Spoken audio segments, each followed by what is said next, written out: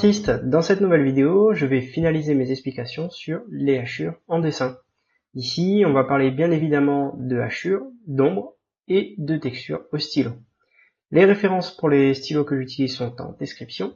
Et si ce n'est pas déjà fait, je vous invite à vous abonner à la chaîne et à activer la cloche des notifications pour être averti des prochaines vidéos. On commence tout de suite avec une technique d'ombrage que j'utilise énormément dans mes dessins au trait, et dont j'avais commencé à vous en parler dans la précédente vidéo. Alors, quand je dessine des objets, ou surtout des rochers, comme vous avez pu le deviner, j'adore dessiner des rochers, j'essaye toujours de les visualiser en volume. Et pour améliorer cette vision en volume, j'essaie toujours de penser en termes de face éclairée et de face d'ombre. Du coup, quand je souhaite placer les hachures, je vais souvent utiliser un seul type de hachure, et surtout une seule valeur de hachure. En revanche, je vais essayer de varier l'orientation des hachures en fonction de l'inclinaison de la face. On parle toujours de face dans l'ombre, mais certaines faces vont être plus ou moins inclinées. Et donc, en fonction de l'inclinaison de chaque face, je vais orienter mes hachures de la même manière.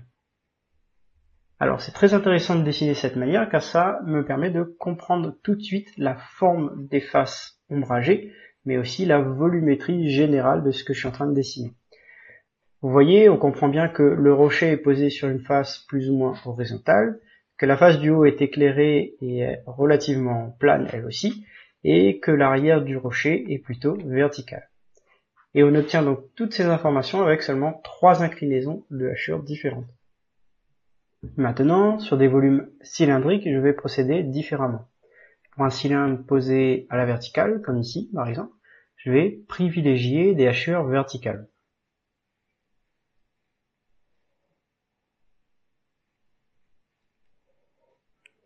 Je vais aussi, quand je suis sur des faces courbes, resserrer les hachures situées aux extrémités et espacer les hachures qui sont au centre. De cette façon, ça me permet de donner un effet de courbe à la face justement. Donc vous voyez bien que les parties extérieures ont l'air beaucoup plus resserrées, donc on voit bien que ça se courbe au niveau de la face. Et ensuite voilà, je rajoute simplement une ombre avec une orientation de hachure différente au niveau du sol. Donc vous voyez qu'on a l'impression que le sol il penche un petit peu. Et je rajoute une seconde hachure pour montrer des variations dans ce sol. D'accord ? Donc pour que vous compreniez mieux la démarche, je marque en rouge un petit peu comme la colonne vertébrale du volume et qui montre simplement l'orientation et l'inclinaison de chaque face. Donc vous voyez que l'ombre permet de marquer justement cette volumétrie du dessin. Donc si maintenant je vais simplement dessiner ce volume de face, vous voyez que donc on a la petite courbe au niveau du sol, et vous voyez que si je resserre mes hachures au niveau des extrémités, même sur un volume qui est vraiment en face de nous, on a cette impression que le volume il se courbe, même si c'est un élément qui est de face. D'accord ? Donc voilà, c'est un petit peu cette démarche qu'on peut avoir au niveau des volumes cylindriques comme ici. Maintenant, si je dessine un volume en deux parties et que ces deux parties donc qui vont être perpendiculaires entre eux, je viens les rejoindre par une courbe. Je peux simplement créer des hachures courbes qui vont suivre la forme du volume. D'accord ? Donc je vais avoir d'abord une hachure courbe, puis des hachures verticales sur la face arrière. Et je vais donc séparer ce volume en 3 parties. Donc la face éclairée qui est au-dessus, la partie courbe que je vais hachurer qui est légèrement dans l'ombre, et la face verticale qui est complètement dans l'ombre. Et pour bien vous montrer, je trace en rouge, là encore, la colonne vertébrale du volume. C'est celle que je visualise pour dessiner et déterminer la direction de mes hachures. Si le volume est un cylindre allongé, je peux soit travailler sur des hachures courbes, mais perpendiculaires au cylindre, en me limitant aux zones dans l'ombre, soit comme on a vu précédemment, c'est-à-dire en réalisant des hachures dans le sens de mon cylindre, c'est-à-dire ici de manière allongée à l'horizontale et toujours en resserrant au niveau des bords et en donnant plus d'espace entre les lignes au niveau du centre. D'accord ? Ensuite, on peut continuer comme ça sur des volumes plus complexes en visualisant à chaque fois cette ligne imaginaire en rouge qui indique la direction des faces.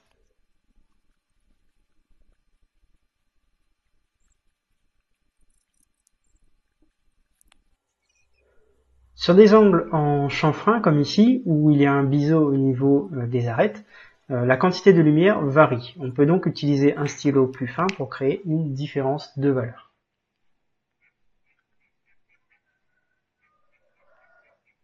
Comme ceci.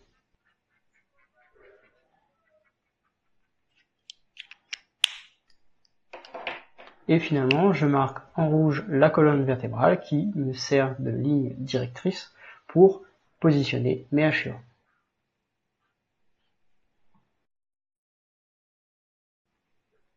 Maintenant que vous comprenez l'importance du volume pour dessiner vos hachures, parlons des surfaces, des textures et des imperfections. Si je réalise une surface plane avec deux formes, la première représentera donc un creux et la seconde va représenter simplement une bosse. Si on imagine que toute la surface est dans l'ombre, on peut la remplir avec une hachure verticale comme ceci. Maintenant, si la lumière vient d'en haut, pour le creux, je peux placer mes hachures en partie haute et resserrer mes traits pour créer une valeur plus sombre et donc signifier une ombre plus importante.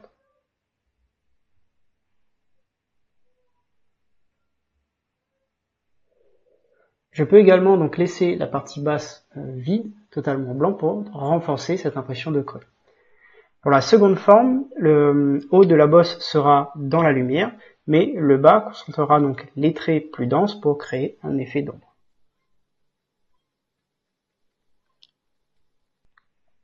Maintenant, si on utilise le même principe pour un dessin en perspective, cette mise en ombre permet de mieux comprendre la volumétrie, mais également les imperfections sur la surface plane. D'accord ? Donc ça permet simplement de creuser ou de donner du volume à certains éléments. Pour le creux, laisser le bas en blanc, cela aidera à renforcer le contraste et donnera une meilleure impression de volume. D'accord ? Donc là, c'est dans le cas où vous êtes sur une surface qui va être éclairée. On peut, bien entendu, aussi réaliser la même chose sur des surfaces courbes. Le but de ces petits exemples, c'est de vous encourager à bien orienter vos traits en fonction des volumes que vous voulez montrer.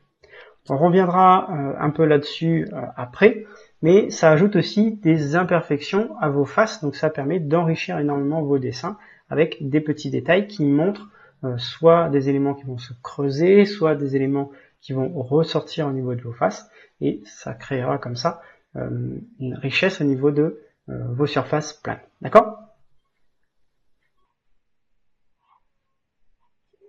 Vous voyez, on parle toujours de colonne vertébrale, c'est-à-dire de volumétrie au niveau des différents éléments. Si je dessine cette fois-ci une vue de profil, vous voyez bien qu'on aura donc une surface plane sur les bords et un creux à l'intérieur. Donc si on reprend le profil en rouge, donc la colonne vertébrale, vous voyez qu'on a deux éléments plats et un creux qui va se former. Et dans les cas d'un creux, si la lumière vient d'en haut, on aura donc une ombre qui va se positionner en dessous. Donc voilà, il faut vraiment bien réfléchir à la position de vos différentes ombres et de vos lumières pour pouvoir placer correctement vos hachures. A l'inverse, dans le cas d'une bosse, on aura donc les ombres qui vont se situer plutôt en partie basse, comme ceci.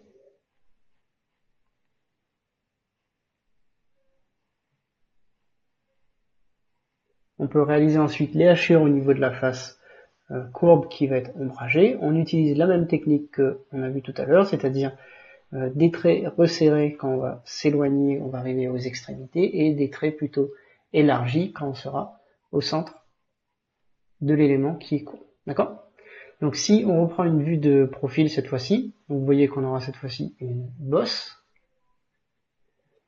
En rouge, on va dessiner là encore la colonne vertébrale de notre volume, comme ceci.